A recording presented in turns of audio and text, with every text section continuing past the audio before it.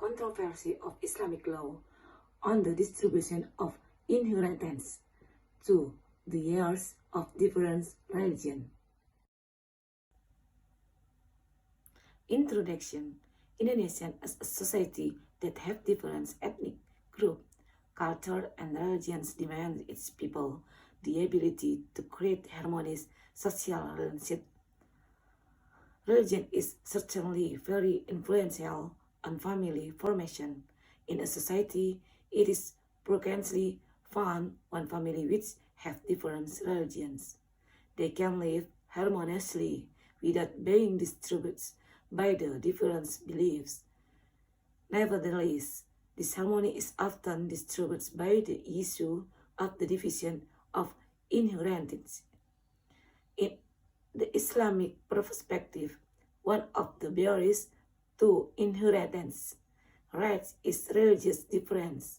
The children who have different religious beliefs from their Muslim parents are automatically prevented from obtaining the rights of inheritance. The division of inheritance in Islam is described in the Quran chapter An-Nisa as the legal basis for the division of inheritance.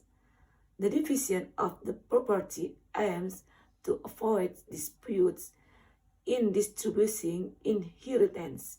Inheritance is distributed if the deceased person leaves a useful property for his or her heirs.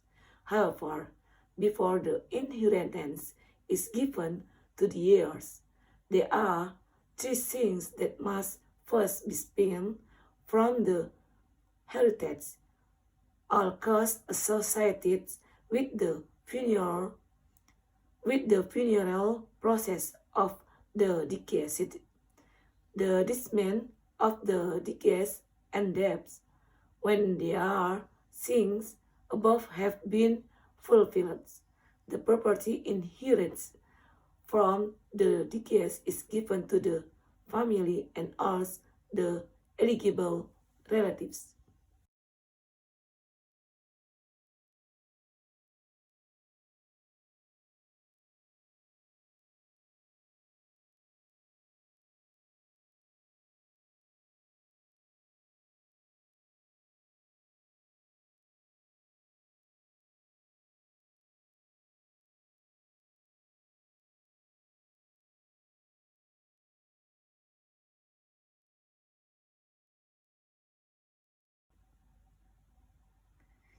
The inheritance of the people of different religions is one of the contemporary issues in Islamic legal thought today. Along with the development of time, the case that occur in the law of inheritance of the people of different religions are increasingly widespread. One of the contributing factors is disagreement of the heirs non-Muslim to the unfair division of property. Based on the consideration of this case, the Supreme Court encouraged to issue new decisions in the law of inheritance of the people of different religions. However, the Supreme Court's verdict is judged to be incompatible with what Islamic law relates on the inheritance of the people of different religions. This paper will discuss this controversy in Islamic law about the division of inheritance of the people of different religions. Law of inheritance in Islam. The Quran has explained the laws relating to the rights of inheritance based on a sense of justice for anyone. The Quran becomes the main reference of the determinations of the distribution of inheritance. In addition to the hadith of the Prophet and a consensus of the scholars ijma.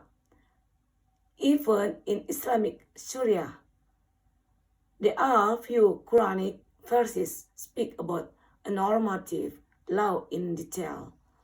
Expect the law of the inheritance. This is because inheritance is one form of legal ownership justified by Allah. The definition of law of inheritance.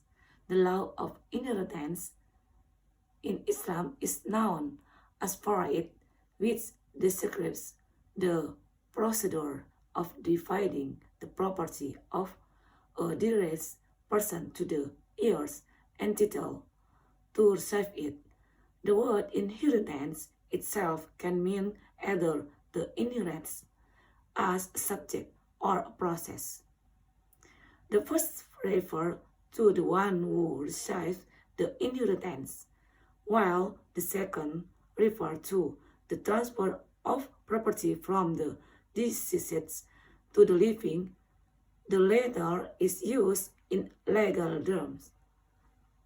According to the complication of Islamic law, Article 171, letter A, the law of inheritance is a law that regulates the transfer of our ownership rights from the deceased as a testator. Determines who is entitled to be the heirs and the portion for its heirs.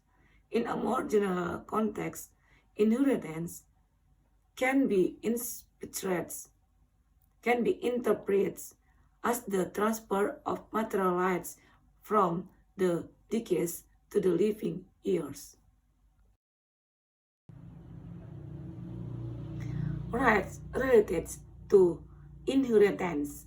The rights to be fulfilled in relation to the estates include: first, all funeral financing should be from the deceased's property with the annexation that it should not be excessive. The funeral financing includes everything that is required of the dead, from his death to his funeral, such as, among others, bedding costs, purchase of shrouds, funeral expense, and so on. While the majority of ulama who argues that the heirs is obligated to pay the debt of the deceased against Allah, resonates that is the same as debt to fellow human beings. According to them, this is a practice that does not require intention because does not include pure worship ibadah mahda, but it is included in the rights related to the estate of the deceased. It is therefore mandatory for the heirs to fulfill it, whether or not the heirs are interested. Even in the view of the scholars from Shafi'i School of Law, it must be fulfilled before fulfilling the rights related to the rights of fellow human beings. Controversy of inheritance from the people of different religions. In Islamic law, there are obstacles to accept inheritance. It is called mawani al-heirs, or things prevents the heirs from receiving the inheritance of testator al-muwaris. This includes mother, different religion, and slavery. According to the majority of Muslim jurists, the measure to determine of religious difference is the time of testator death. When a Muslim dies, his or her son of different religion are hindered from inheritance even if he or she converts to Islam before the division of inheritance takes place. This means the theory of inheritance law does not apply to non-Muslims. In addition, the relationship between relatives of different religions in everyday life is limited in communication and social relations, and this does not include the implementation of Sharia law, including the rights to option, the inheritance or heritage from the parents or husband of different beliefs or religion. The majority of ulama, including 4 leaders of school of Islamic law, argued that people of different religions should be inherit each other. This is different from the opinion of some ulama who claim to rely on the opinion of Mu'adh bin Jabal, who said that a Muslim might inherit the unbelievers, but not bequeath to them. The reason is that Islam is superior, and no one surpassed it. Ya'lu wa la yu'la alayh. Some scholars add one more thing that inhibits the rights of inheritance, that is apostasy. People who come out of Islam are declared apostates. In this case, scholars come to an agreement that apostates fall into the category of religious differences. Therefore, apostates cannot inherit Muslims. According to the Maliki, Shafi, and Hanbali school of law, a Muslim has no rights to inherit the property of relatives who had apostatized, because they argued the apostates had come out of the teachings of Islam, so that he or she automatically had become kafir. Therefore, as the Prophet said, between Muslim and non-believers cannot inherit each other's. Meanwhile, according to the Hanafi school of law, a Muslim might inherit the property of relatives who had apostatized. Even the Hanafi scholars agree that all the wealth left by the apostates are passed on to their Muslim relatives. Rights of the heirs of different religions. In Article 2 of Law Number 3/2006 states that the religious court is one of the executor of judicial power for the Muslim seeking justice on certain cases. Certain cases under the jurisdictions of the religious courts are outlined in Article 49 of Law Number 3/2006, that the religious courts have the duty and authority to examine, decide, and resolve cases at the first level between Muslim people in the field of marriage, inheritance, will, grant, endowment, alms, charity, and Sharia economy. In the practice of the application of law within the religious courts, a non-Muslim heir might obtain a share of the estate from Muslim testator towards the mandatory testimony wasiat wajibah. From the cassation decision number 365, 366, 68. Kediri, 1995, that July 16, 1998, in the verdict, a non-Muslim doctor get the share of inheritance from the parents' wasiat wajibah as much as the female heirs. The verdict has become a jurisprudence which is followed by judges in the religious courts. In the context of the rights of non-Muslims to inheritance, the classical and contemporary Muslim scholar differs. Imamiyah scholars argue that a Muslim has the rights to inherit non-Muslims.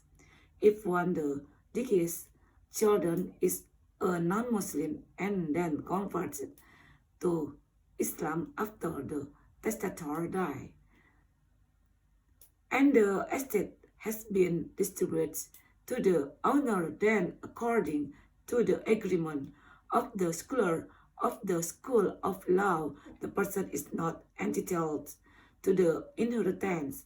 But the above context, the classical scholars disagree. If the non-Muslim child converts to Islam after the inherited person dies, but his property has not yet been distributed. The scholar from Imamiyah and Hanbali schools of law argued that the person is entitled to inheritance, while Abu Hanifa, Malik, and Shafi'i said that the person is not entitled to the inheritance. Imam Shafi'i also comments on the hadith of Usama bin Zaid with a question regarding apostates, which is closer to kufr or Islam. According to him, apostate is clearly kafir. Therefore, he or she is included in the category of hadith above.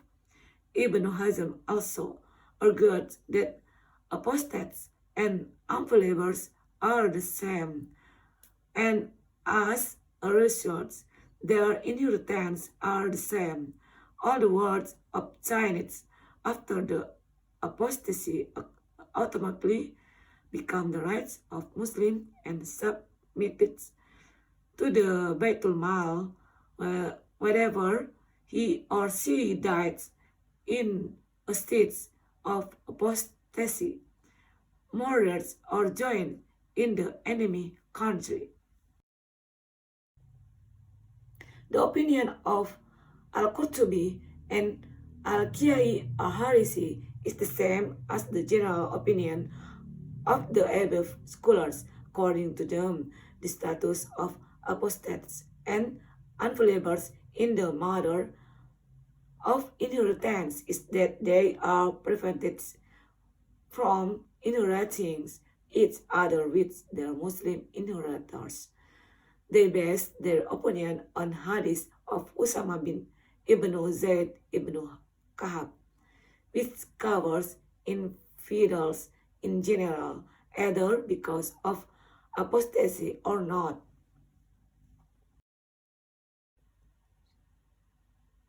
Conclusion.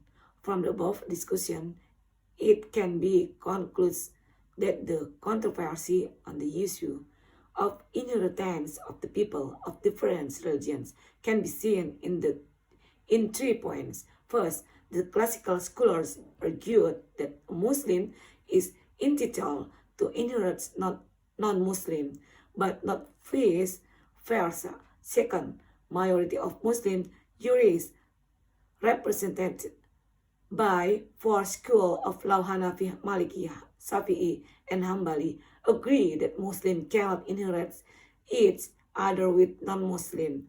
Third, non-Muslim status does not become a barrier to inheritance because it contradicts the universal value of the Quran. The difference of opinion about inheritance rights are preceded by disagreements about the terms of kafir, infidels, and murtad, apostates. According to the classical scholar, kufr refers to the act of associating God with things like idolatry, apostasy, and atheism. Contemporary thinkers such as Naim and Asghar Ali engineer said that the pagan conception must be contextualized. And Naim said, if there is a content of the Sharia which is discriminatory, then its existence must be abrogated, mansuh, with the more universal Sharia provisions.